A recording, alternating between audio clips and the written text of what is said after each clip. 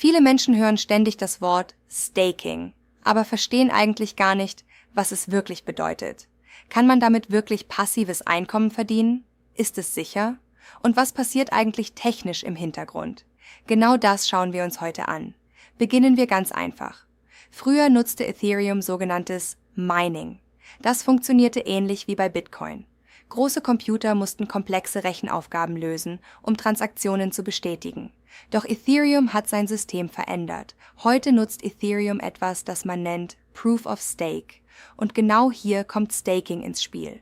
Beim Staking hinterlegst du deine Ethereum Coins, um das Netzwerk zu unterstützen. Man kann sich das vorstellen, wie eine Art Sicherheitsleistung. Du sperrst deine Coins im Netzwerk und hilfst dabei, Transaktionen zu bestätigen und Ethereum sicher zu halten.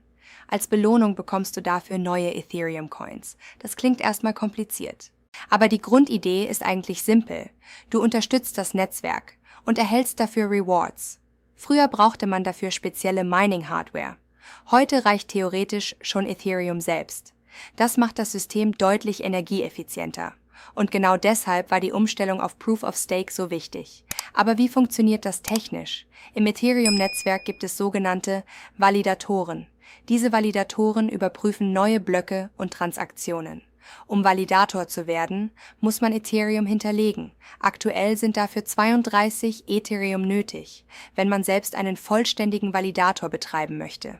Für viele Menschen ist das natürlich extrem viel Geld und genau deshalb bieten viele Plattformen vereinfachtes Staking an, zum Beispiel über Kryptobörsen, Wallets oder sogenannte Staking Pools.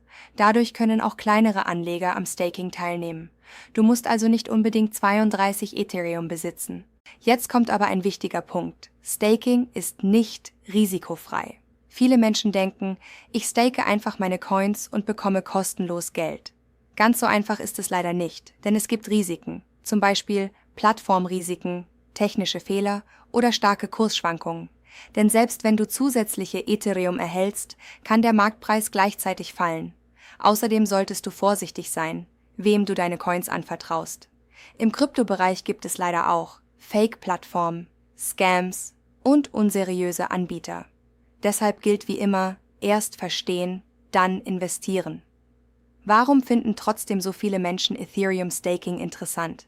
Ganz einfach. Viele Anleger glauben langfristig an Ethereum. Und anstatt die Coins einfach nur liegen zu lassen, möchten sie zusätzliche Rewards verdienen.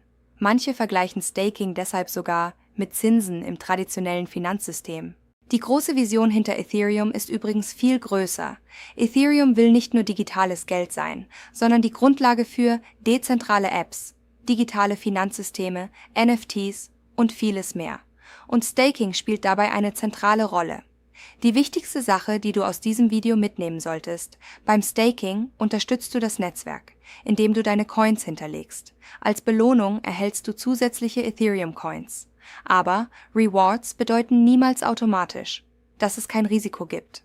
Was denkst du über Ethereum Staking? Würdest du deine Coins staken oder findest du das Risiko zu hoch? Schreib deine Meinung in die Kommentare. Und wenn du mehr verständliche Videos rund um Bitcoin, Ethereum und Kryptowährungen sehen willst, abonniere den Kanal.